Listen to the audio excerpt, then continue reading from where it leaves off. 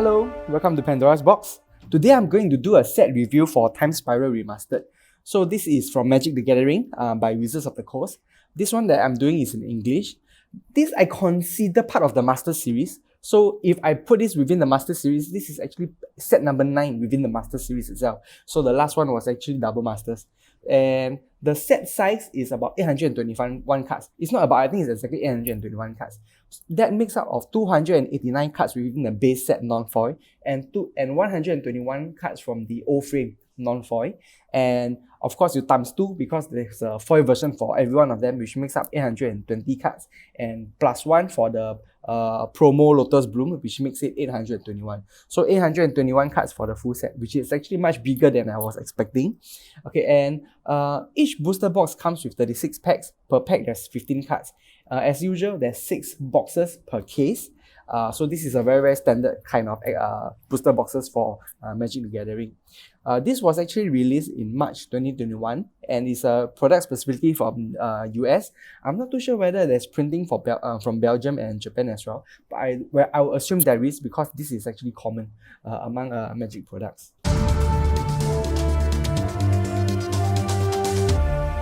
So the first criteria that I use to review sets, right, is vision. Vision is basically like the concept, the theme of the expansion. Is there any lore behind this? Is it coherent? And the intention and scale of the product itself. In terms of vision, I think this has got to be the one of the best that I've ever seen. Even though this is not a new expansion, okay, this is like a condensed version of the Time Spiral block. But within the Time Spiral block itself, there was actually 3 sets, which is the Time Spiral, Planar Chaos, and Future Sight. Most of the more well-known cards and well-played, well-loved cards are already inside here. So this is like your average set times 3 but condensed. So in terms of concept for this one, I think this is really good, especially as a master set, because I think some of the previous master set that Wizards released, right, I think suffers a little bit from a lack of direction, which I think this one addresses very readily. The direction is specifically they want to recreate the feeling of drafting and playing during the Time Spiral block itself. So in terms of vision, I think this is perfect. In terms of scale, the size, I think this is a perfectly good size. This is actually a lot bigger than I imagined. The set size for this is actually a lot bigger than I imagined.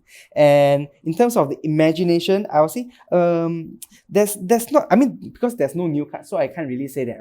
I can't really give it that high in terms of imagination. But they actually gave us a new set of, you know, those old foil cards, which are supposed to be what do you call that? Those old frame cards, right? Old frame cards which are supposed to be like part of Magic's lore, but so they went through a time portal kind of thing, and all the story got twisted and everything. So I do think in terms of imagination, wow, because in terms of lore, there are certain cards like, for example, Korvax and Miri.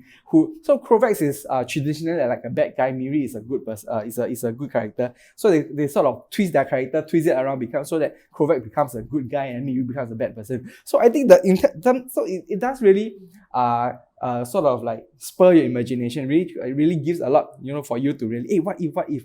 So yeah, this is like the Magic version of Marvel's What If universe. So yeah, in terms of vision, I think this deserves almost a full mark.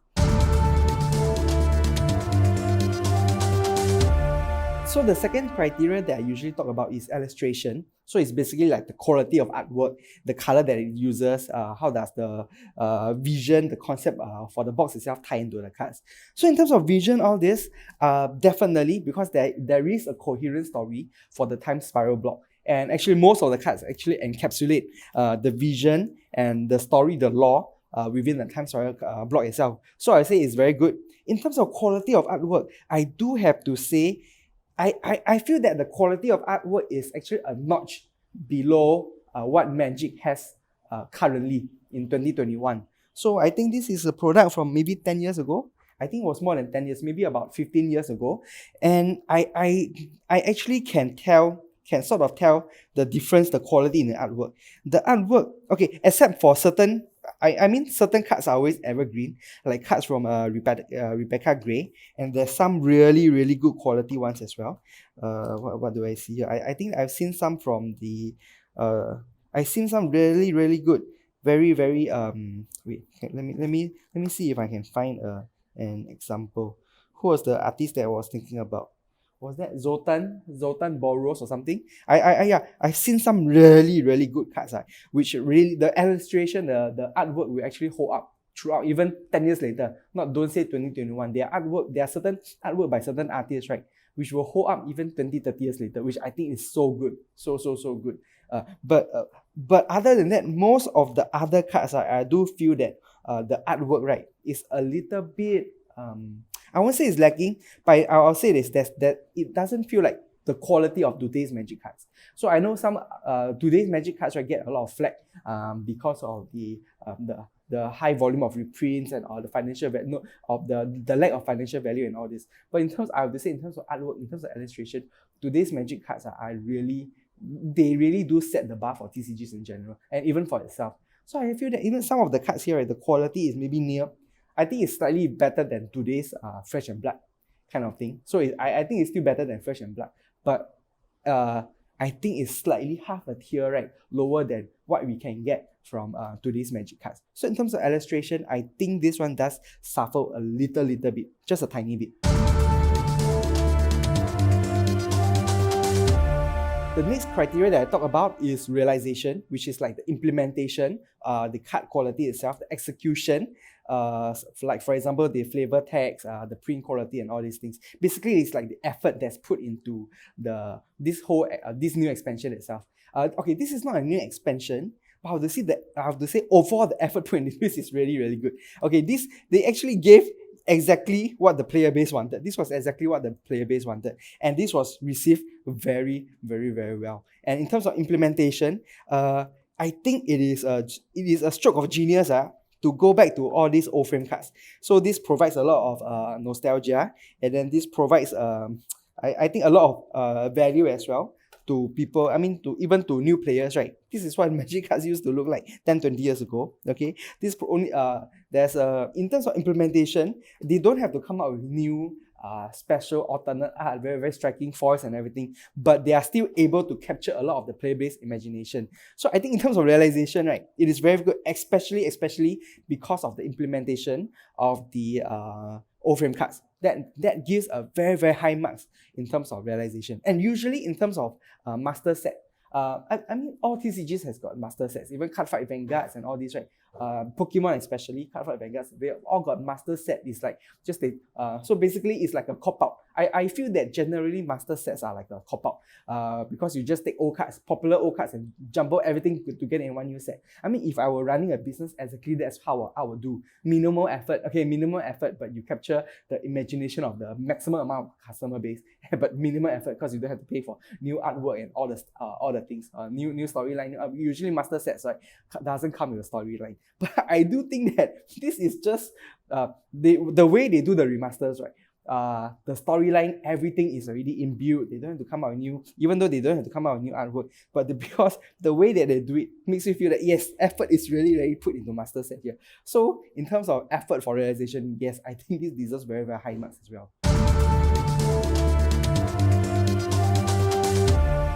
So the next criteria that I usually talk about is gamble. So gamble is like the short-term value. So immediately at the moment you crack open the packs, right, what is the kind of EV that you get, and also the value distribution is all the values of your card, right, condensed into one Charizard. If that's the case, right, it'll score very low. But if the value of a card is actually spread out among a lot of cards, right, I will score it very, very high. Value distribution. So, and also in terms of emotional impact when you open a pack instead of excitement. So basically it's the gacha element. Gamble is the gacha element when you're opening packs. So in terms of short-term value, I'm telling you, okay, anyway, I'm doing this review just a few days after set opening, so it might be a bit biased because usually the card prices usually will go down. But because this set, okay, research the past year or two, right, has been printing and inserting a lot of foils into their set. So foil sort of has lost its luster and its value. But for this one, right, the research has made it such that the difficulty of pulling the foil is so ridiculous that after one whole case, after 6 boxes, I only got 7 pieces of the foil O-frame cards. So the value of the foil O-frame cards, right, has like skyrocketed, shot up through the roof. And not only that, because they remastered I don't want to talk about O-frame cards, just talk about normal base set. Even the foils for the base set cards are really, really hard to get. So, and the good thing is that the foil, the value is not just concentrated into foils as well. The non-foils carry a lot of value as well, because when they reprint this set, they actually take a lot of those most popular cards, right, from that 3 sets. The most nostalgic cards from the 3 set, most useful cards from the 3 set, and put it together here. So a lot of the cards, right, even those cards that we consider bulk rare, carry substantial value as well. So certain cards might be, I mean, usually you open other sets, right? Let's say Kaldheim, Zendikar Rising, all this. Bulk rare can be like 10-20 cents kind, but the bulk rare here still carry a few dollars. So the EV is actually through the roof for this product. And when you are comparing it to the retail price, right, the EV is actually, because okay, so the situation now is that the prices for the sealed box prices for this has actually shot up because people actually realize that the EV for this set is actually really, really high. So a lot of people, well, you just make money, right? You buy any box, open up, right? Most probably you actually make profit, right, off selling the single card. So the EV of the box is actually positive, okay?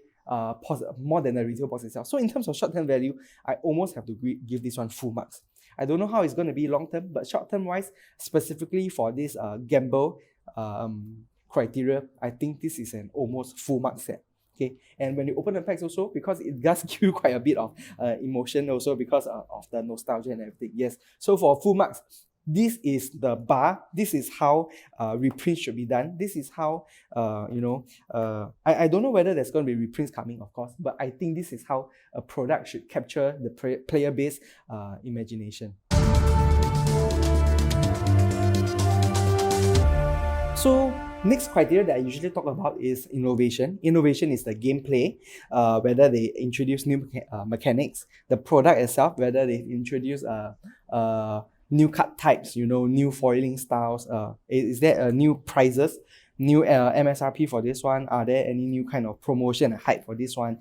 So this is innovation. Innovation for this case, even though it's a master set. So usually innovation for master set is really quite low, typically, because master set is just usually master set I do consider a cash grab, because it's just a jumble of everything that is popular beforehand and just sell. But particularly for this one, I think it's done very well, because not just because of the master set, because of the way they do the O-frame. So when I open this one, I really do feel like I was back in the Mirage era, the Mirage Weatherlight era, the 4th edition, 5th edition era, right, when I'm looking at all these cards. It really, especially when looking at the, especially when looking at the artifact cards. Okay, the artifact cards I think gives me a lot of nostalgia. But of course, I'm not going to talk about nostalgia here. Nostalgia is really about I'll talk about nostalgia in the next criteria. But in terms of innovation, I think them going back to this frame, right, is a form of very, very, very good form of innovation as well. And in terms of course, in terms of promotion, how Wizards of the Coast, right, uses his marketing engine, right, to hype out this product. The one is, I don't have to elaborate, because the standard is always there.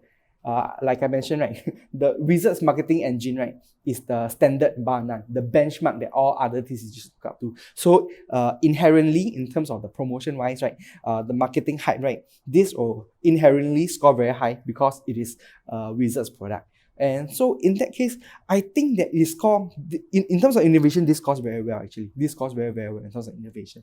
Not because of the masterful use of nostalgia to package and sell this product. So in terms of innovation, I think this is done. I think this deserves very, very high score as well. Criteria number 7, novelty. So novelty is the significance of the product. Is it iconic? Does it give you nostalgia? And the where it stands within the current crop of expansions, and whether it does give you any long-term value, and whether the product is original. Of course, this product is not original, but I have to give it almost full marks in terms of novelty. The significance of the project, okay, this brings you back to the whole Time Spiral block. Okay, so in terms of nostalgia, also full marks. Look at the old frame cards. Look at how it brings you back to the Time Spiral block. Is it iconic? Of course, definitely.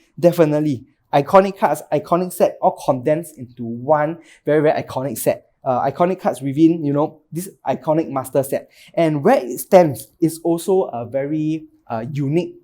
Okay, so because if you are looking at a set by itself, right, in its in the line of product, if you look at the set by itself, it doesn't really stand out. But if you want to really put it within how Wizards releases its line of products, okay, this is sandwiched between like Kaldheim, Commander's Legends, Zendikar Rising, Strixhaven, all this, right?